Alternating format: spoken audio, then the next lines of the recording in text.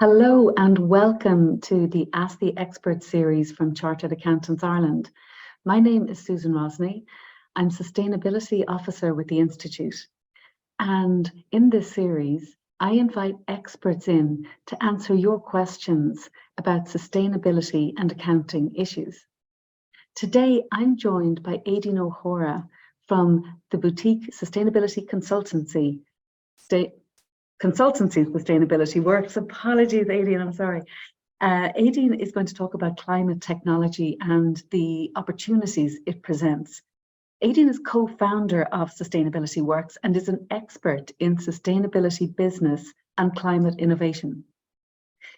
She is working on helping it become mainstream for Irish businesses and developed the Sustainability Energy Communities Programme with SEAI, which is now a cornerstone of Irish climate and energy policy. She also established Climate Kick in Ireland and developed the Sustainability SkillNet training network and the Greenway, which was Dublin's clean tech cluster. And last but not least, Aideen was one of the lead authors of a recent report with PwC on the Irish Climate Tech Opportunity 2023. So with all that going on, Aideen, thank you so much for finding the time to join me today to talk about this area of climate tech, which is huge. Susan, well, thank you for the invitation to speak. And I just realized in that introduction, you have to say sustainability so many times. So, but it's just showing, I suppose, my career has been focused on sustainability since I started working. And when I think about kind of climate tech, the area is huge. And I suppose I'm really keen and passionate about this topic because I think of climate tech as, very often we talk about climate change, we think of it in very negative terms. There's always like a doom and gloom type story, whereas climate tech is the inverse. It's about looking at this as a business opportunity and how can we encourage more businesses to focus on solutions that are climate aligned. So what is climate tech then as a good question? Overarching definition? Yeah, so when we think of climate tech, it's not, just to be clear, it's not an actual economic sector in the same way as you might describe agriculture or transport, but it is what the common features of companies in this space are, that they are developing solutions that help reduce greenhouse gas emissions going into the atmosphere, or solutions that will help us adapt our businesses, our communities, our lifestyles to climate change, or they're developing tools or supports that will help inform or create awareness around climate change. So there's quite a lot even within that space. So very often you'll find companies that are developing climate tech solutions could be developing solutions to reduce greenhouse gas emissions in an agricultural setting, or perhaps even in a transport setting. So they're working across all the traditional business sectors, but they are helping reduce emissions, adapt to climate change, or inform about what we need to do. So an example then, you mentioned agriculture. Would that be doing experiments with different type of feeds to reduce methane emissions? Is it that kind of thing, or is it more, whenever I think technology, I tend to think computers. So obviously, So that's a good example. And actually in the report we did with PwC, one of the companies in there is called Glassport Bio. And that's in fact what they do. They've developed a kind of an additive for animal feed for ruminant animals. So animals that are producing lots of methane, which is a very potent greenhouse gas. So they've developed additives for feed that help reduce that methane. And, therefore, I suppose it's making kind of our livestock, let's say in inverted commas, a little less kind of polluting in terms of greenhouse gas emissions. So that's just one example of how a company can help reduce emissions. So but obviously it's broader than that. Again, you've got other companies that are working on, maybe if it's climate, that's a mitigation example. So an example of us reducing our emissions, but we've got also adaptation that you mentioned there. So are there examples of adaptation climate tech? There are not as many, to be fair, because I think just the way our policy and our understanding of climate change has evolved, we've tended to focus more on mitigation and information um, type solutions to begin with. And we are now just slowly getting into more that adaptation side. One company that comes to mind is, again, we featured it in the report, is called Gamma. And Gamma is developing lots of data on, say, for flooding. So to help develop kind of flood risk data that's very helpful for insurance companies or for anyone in that kind of finance sector that's trying to make very informed decisions around, well, how do we manage our investments or our portfolios in these areas? So that's one example of adaptation. But we would love actually to encourage more companies into that adaptation space because it's desperately needed.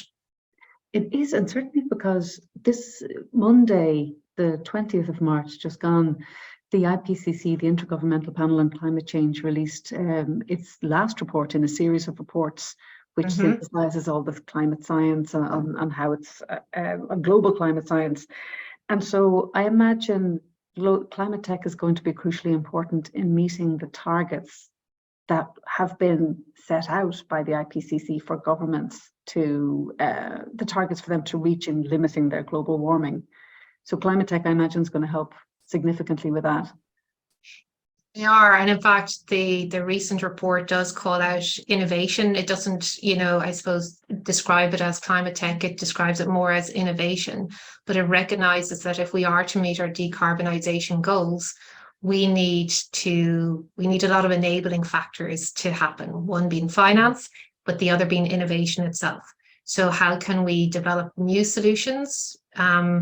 Because we are always going to need new technology, new solutions, whatever they happen to be, but also how can we get the existing innovation out there and deployed at a scale that's relevant? So that's certainly a call to action within the IPCC report. So, it really is then up to, I suppose, us as countries to try and operationalize that report, to do what we can to, I suppose, deliver on some of those calls to action, whether it's getting finance more mobilized or to kind of get innovation and climate tech companies, I suppose, scaling and deploying their solutions. Because we've touched on it. We have wonderful companies in Ireland. The report we did with PwC mentioned 36 of them, but there's we sifted through like hundreds just to come up with that short list. We have hundreds of companies in Ireland who have fantastic solutions, and we need to do all that we can, not just to deploy them in Ireland, but to also deploy them at an international level. And we need to do whatever we can to support that. And the role of accountants in there, I imagine, is that coming from the finance perspective? So it's operationalizing this, it's trying to bridge that gap between the finance that's there, earmarked potentially for investment in ESG projects, and these projects which are looking for finance.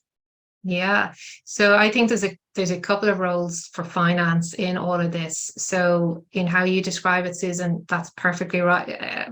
True. We need accountants to understand the role that technology and innovation will play to meet decarbonisation targets. We will need them to maybe understand just the principles of some of these solutions. So to give them confidence in so when they are making investment decisions, they understand the basis behind them. But equally, some of these technologies, may require some form of innovative finance as well in terms of getting them deployed. So we may need, from the accounting perspective, to kind of go, well, how can we cash flow this type of project? Is there a new way we need to think about financing it? So that's all very, very true. But there is a stage even before that, I think, for accountants. So I do quite a bit of work with early stage companies and companies that haven't quite got to that scaling stage. And they certainly need lots of support and understanding in terms of, I suppose, raising capital, whether it's seed, venture, and even just at that kind of private equity kind of Series A type round. They need kind of accountants who can understand the type of solution they have, and how to present that from just a business case perspective. So they definitely lots of good advice and good support. So huge opportunities, and it's a really kind of interesting area to be involved in. It certainly is, and that kind of a mentoring almost that you're describing, that this trying to support companies just to get to that stage where they will be able to attract that investment through what you're describing. So it's and where can people find out more about that aspect? Just say, for instance, if you're an accountant and you're looking to find out more about these companies that are producing or researching interesting, innovative climate tech. I think the first port of call is our report. I would say at this point in time, there is no central repository for climate tech companies in Ireland, but that's something that we're hoping to change. So within this report, we're trying to, I suppose, encourage, the private sector and the public sector to come together and to see what we can do to create, I suppose, a better platform to promote climate tech companies in Ireland. But the starting point really is our report, and the width that we did with PwC, exactly, because that's giving kind of good information on a small number of companies. But of course, we can always, we want to build on that, and we want to make that information publicly available, because these are great companies that need support. Yeah. And it looks like as well, it's in everybody's best interest for these companies to be getting support. So from the point of view of the financiers, but also and the companies, but for the rest of us as well, who are looking at the recommendations that are being issued by the IPCC and the governments that are absorbing this as policymakers. I imagine people can get that report both on the PwC website, but also on the website of SustainabilityWorks. Yes. And one of our members, obviously, of Chartered Accountants Ireland is a co-founder of SustainabilityWorks, Laura Houston. Could you just finish up by maybe telling me about SustainabilityWorks itself? Yes. So SustainabilityWorks, as you described in the intro, Susan, we are a boutique sustainability consulting firm. We're founded just over 4 years now. So I co-founded it with Laura Houston, who you've mentioned, and our third co-founder is Karen Dignan. And we specialize in we work with all types of companies in all different sectors. And we help, I suppose, in terms of kind of corporate sustainability. So help companies in terms of whether it's strategies or operationalizing their actions to get things started. Laura in particular has a keen interest in sustainable finance.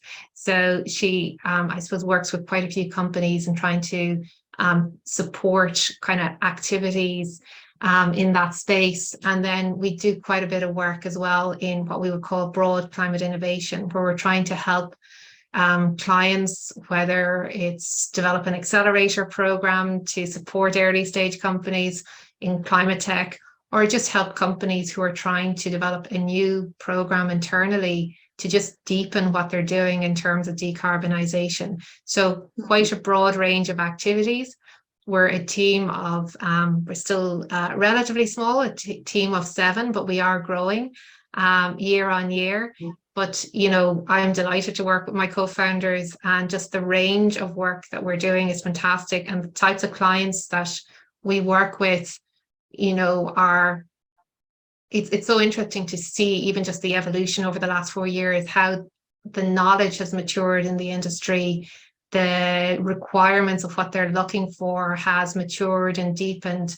And we're doing less of Sustainability 101, trying to bring everyone on that journey, and more jumping straight into just getting things done, which is terrific to see. Yeah, and it's very positive. And in fact, I suppose climate tech itself is positive.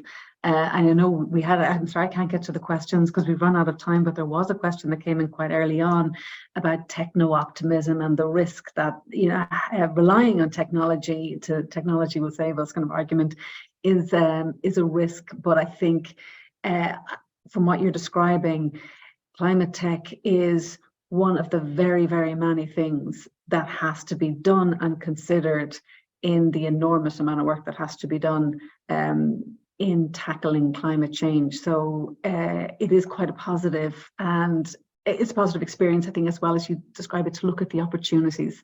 You know, this is about risks and opportunities, and there are fantastic opportunities there as well. Aideen, it's been a pleasure to talk to you. I'm looking forward to hearing more about this in the future. And for our attendees, thank you very much for joining. And I'd urge you to look at the SustainabilityWorks website and PwC's to find that report on the title is the Irish Climate Tech Opportunity 2023. Thank you very much again, Aideen, and thanks also to Chris, who looks after RIV for us. And that's it for now, and I look forward to seeing you again at the next Ask the Expert event. Take care, everyone. Thanks very much, Susan. Thank you.